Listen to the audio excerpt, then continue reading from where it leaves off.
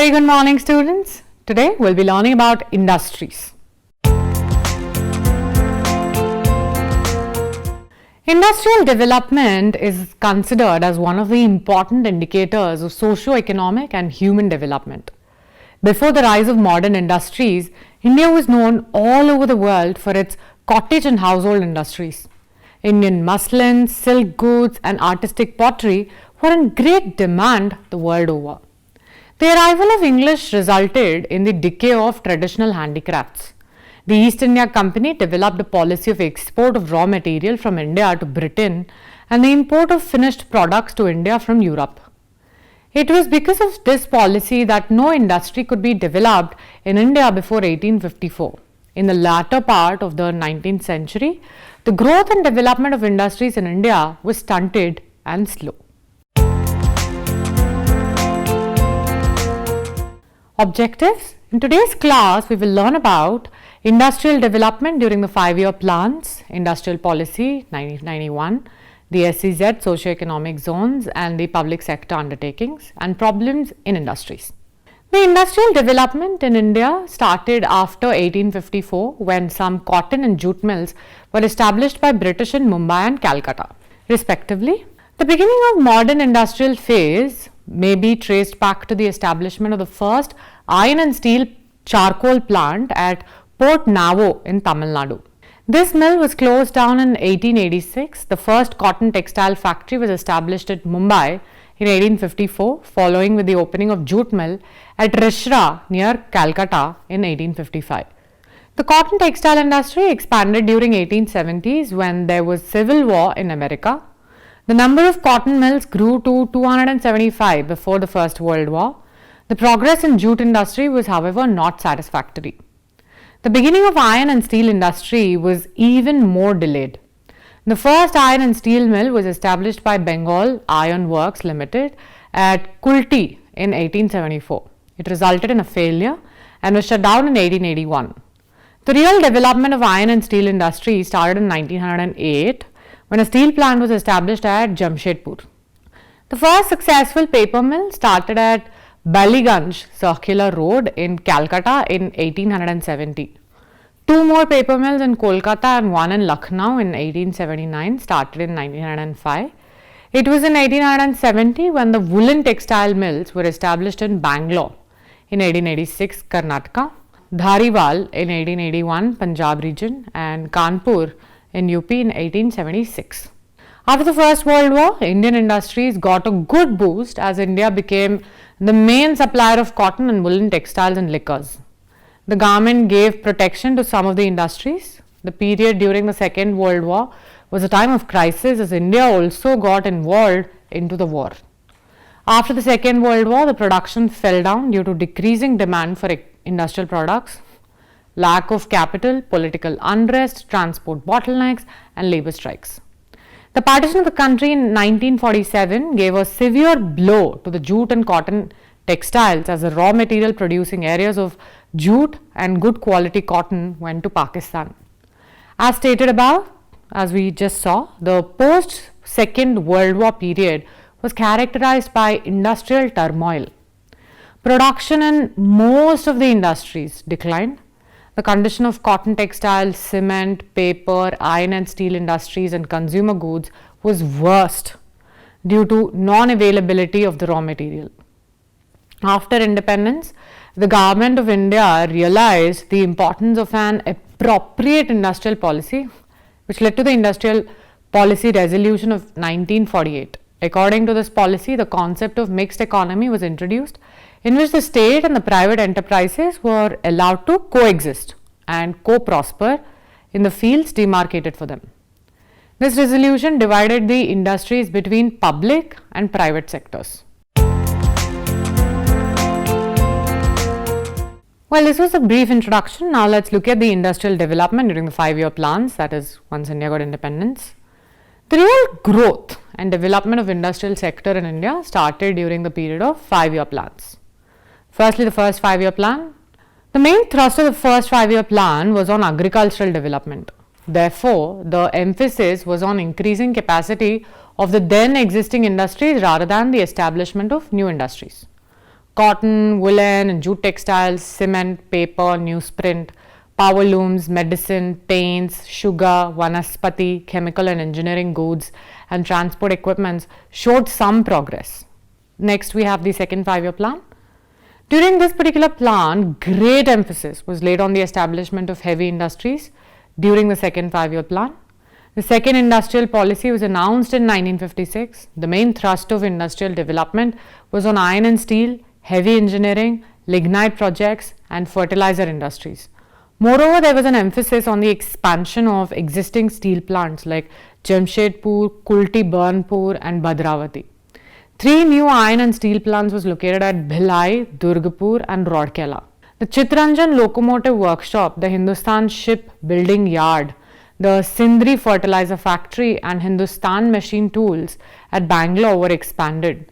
Many of the targets, however, could not be achieved because of the war with China in 1962 and the failure of monsoon over greater parts of the country. Next, we have the third 5-year plan. During this particular plan, there was an emphasis on the expansion of basic industries like iron and steel, fossil fuel, power and machine building. The Ranchi machine tool and 3 more HMT units were established.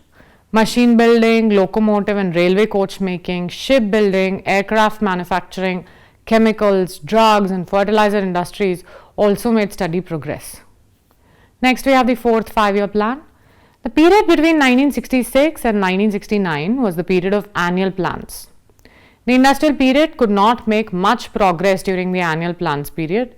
During the fourth 5-year plan, there was much emphasis on the agro-based industries such as sugar, cotton, jute, vanaspati, metal-based and chemical industries. It was during this plan when much progress was made in alloys, aluminum, automobile tires, electronic goods, machine tools, tractors and special steel. Efforts were also made to accelerate the progress of industrial dispersal. Next, we have the fifth 5-year plan. Main stress in this plan was on rapid growth of steel plants, export-oriented articles and goods of mass consumption. The steel plants at Salem, Vijayanagar and Visakhapatnam were proposed to create additional capacity. The Steel Authority of India was constituted. Moreover, drug manufacturing, oil refining, chemical fertilizers and heavy engineering industries made steady progress. Next, we have the sixth 5-year plan. The main emphasis in the sixth 5-year plan was on producing goods to exploit the domestic and international markets. To achieve this objective, industries like aluminum, automobiles, electric equipments, thermostatics were given the priority. Production targets were achieved in industries like commercial vehicles, drugs, TV receivers, automobiles, cement, coal, jute industry, non-ferrous metals, textiles, railway wagons, sugar industry, etc. Next, we have the seventh 5-year plan. During this plan, the main thrust was on high-tech and electronic industries. Industrial dispersal, self-employment, exploitation of local resources and proper training were the preference areas of the plan. Next, we have the eighth 5-year plan. The period between 1990 and 1995 was the period of annual plan. There was a major change in the industrial policy of Government of India, which was initiated in 1991.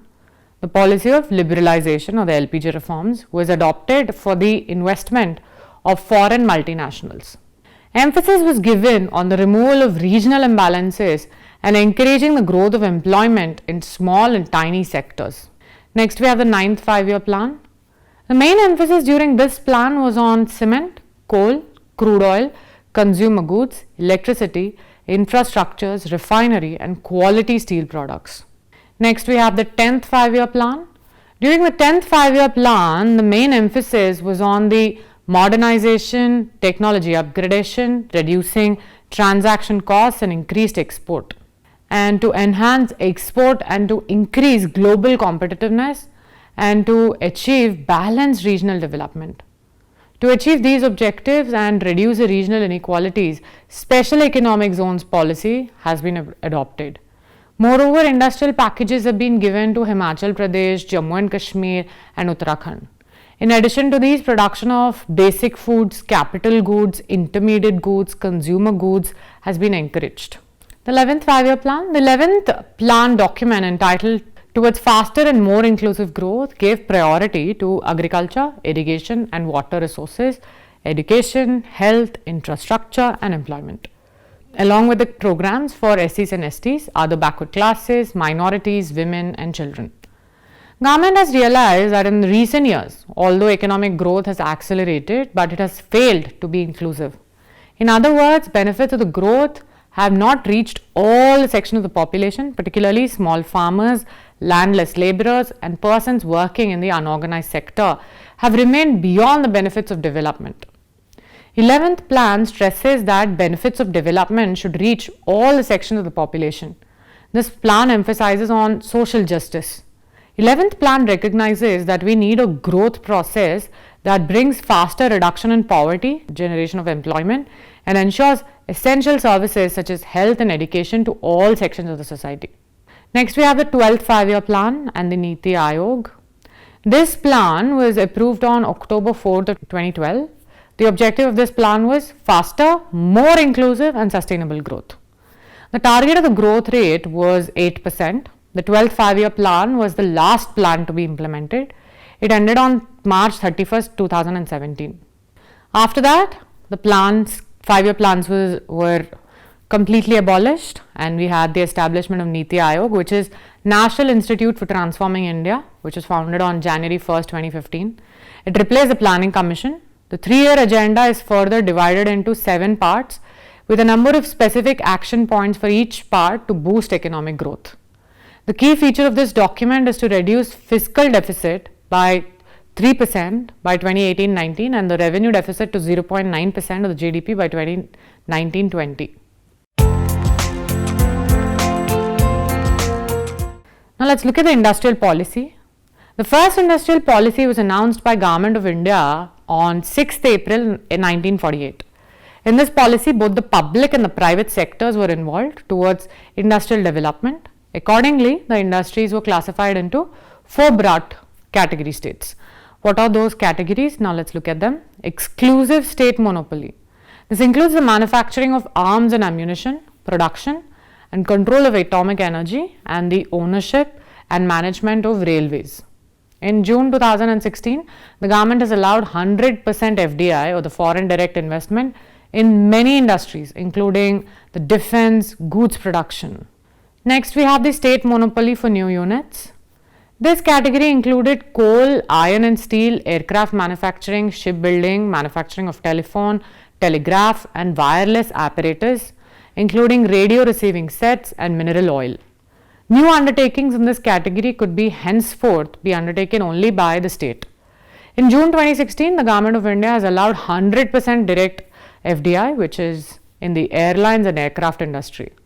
State regulation. This category included industries of such basic importance like machine tools, chemicals, fertilizers, non-ferrous metals, rubber manufacture, cement, paper, newsprint, automobiles, electric engineering, etc., which the central government would feel necessary to plan and regulate.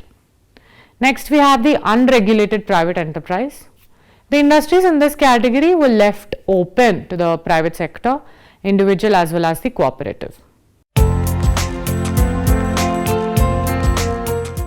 Now let's look at the industrial policy of 1991. A major shift in the industrial policy was made by the Congress government led by Shri P.V. Narasimha Rao, our erstwhile Prime Minister, on 24th July 1991.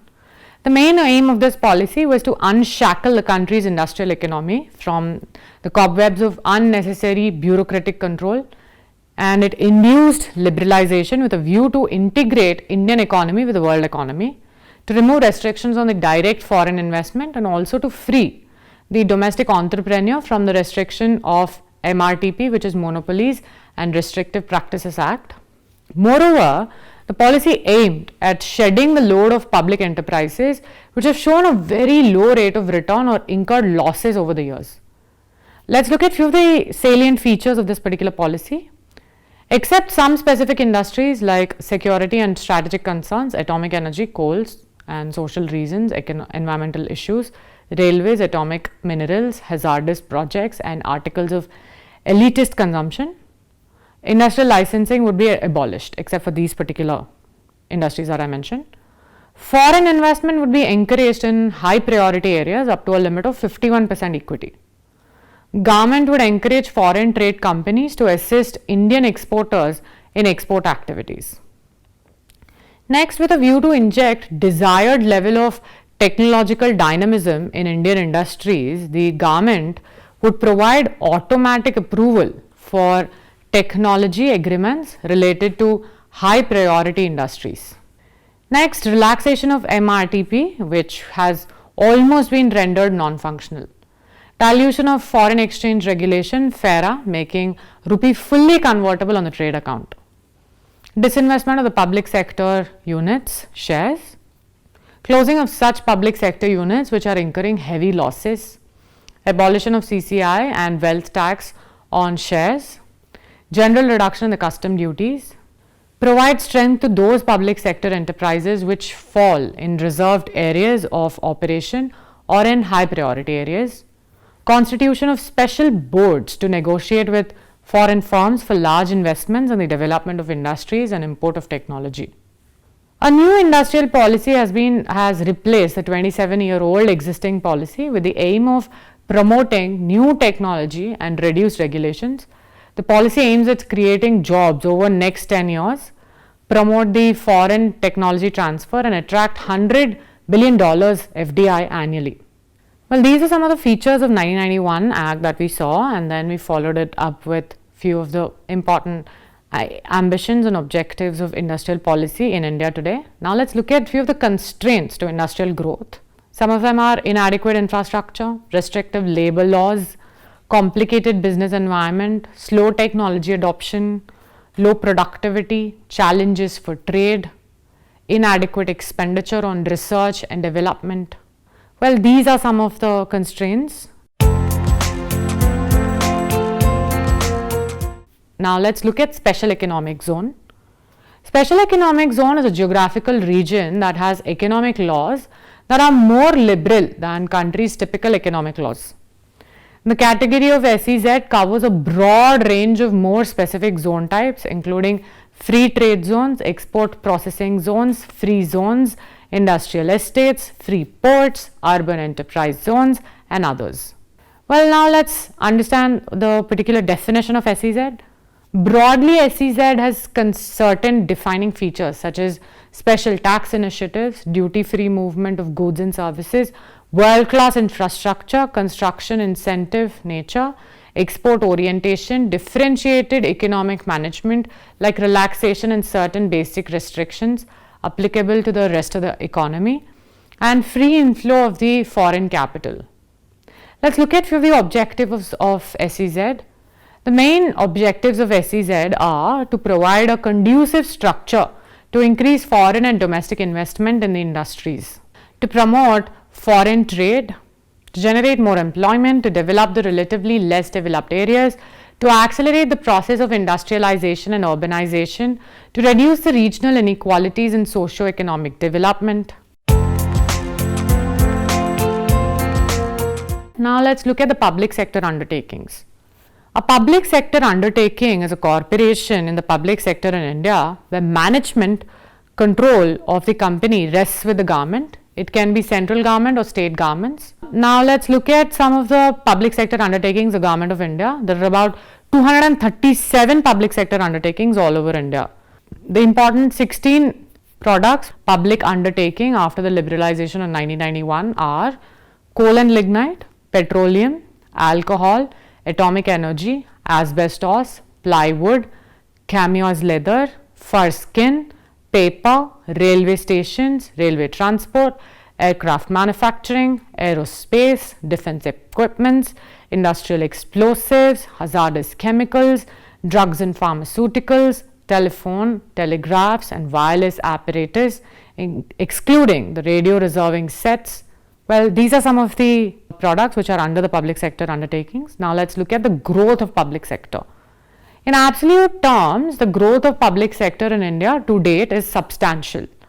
This is remarkable considering the growth in the sector started only in the 50s, that is 1950s, with the emergence of plan-oriented development in the country. The rate of growth has therefore been fast, steady and continual, except that in the recent years the growth has been unchecked and many of these are no more proficient profit centers. The public sector in India has expanded substantially. These have emerged as important sphere of activity and growth leaders, not only in the production and manufacturing industries but also in the field of trade and commerce, energy and transport. The noteworthy features in the growth of the public sector, let's look at them. The public sector has grown not only under the central government but also under the ownership of different state governments. The public sector owned by the central government of India extends over 75% of the total scenario, especially in steel, oil, chemicals, minerals and metals, railways and portion of shipping and civil aviation and considerable proportion of banking, insurance and financial services. Generation and distribution of energy is by and large with the state governments, except the centre has largely entered the field marginally. The state electricity boards are almost universally under the public section. Well, this was about the public sector undertakings. Now let's look at the industrial problems of India. India has made tremendous progress during the plan period and the industrial sector and service sectors have made significant progress. Despite industrial progress, India is not self-sufficient in the matter of industrial products.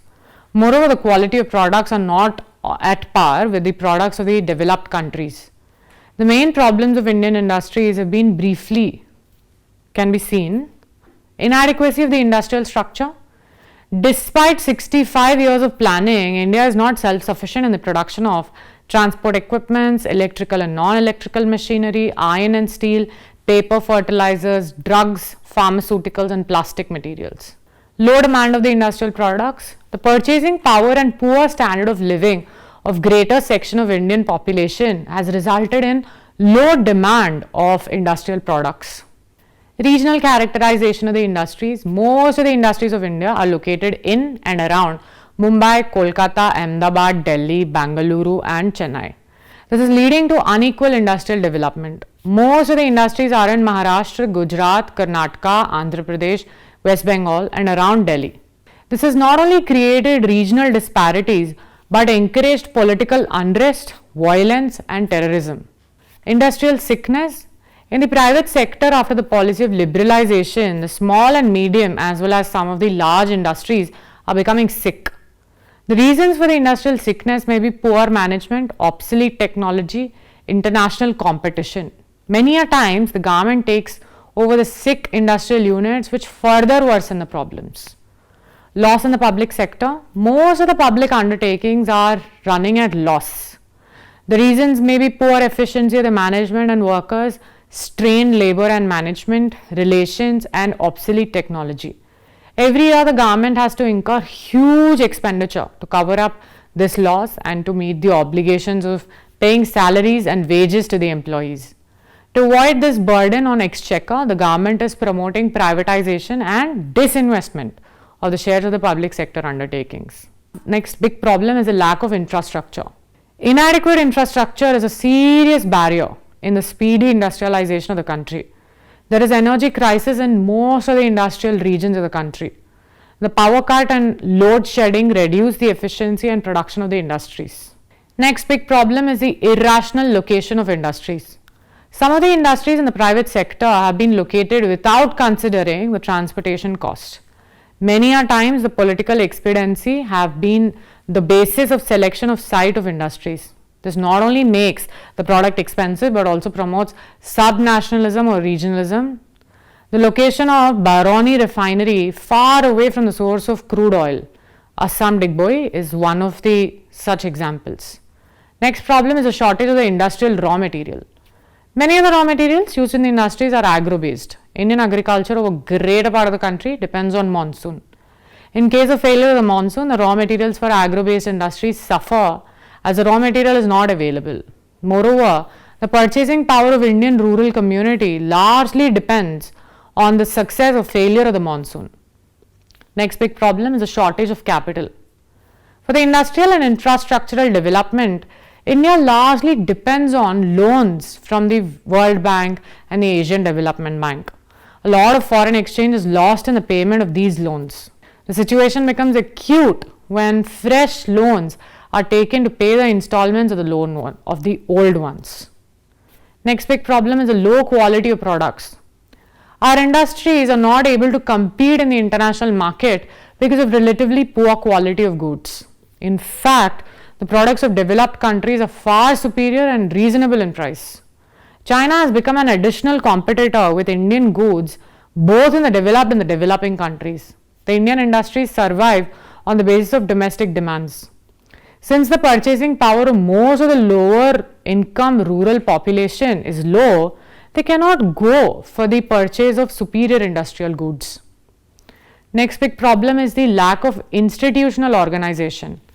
There is no well-defined planning and policy to attract foreign capital and promote industrialization. Next problem we have is the change in the industrial policy. The frequent changes in the planning approach emphasis sometimes on the agricultural sector and rural employment, sometimes on urban industrial development, and sometimes on tertiary sector, which have resulted in stunted growth and development of the industries. The political expediency and the shortage of capital, energy and raw materials remain the main barriers of the industrial development of the country. Conclusion. An industry is a manufacturing unit which converts raw materials into usable goods.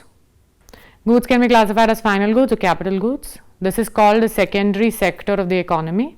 The industry is at the heart of the country's economy. It includes the manufacturing of goods, extraction of metals and provision of services.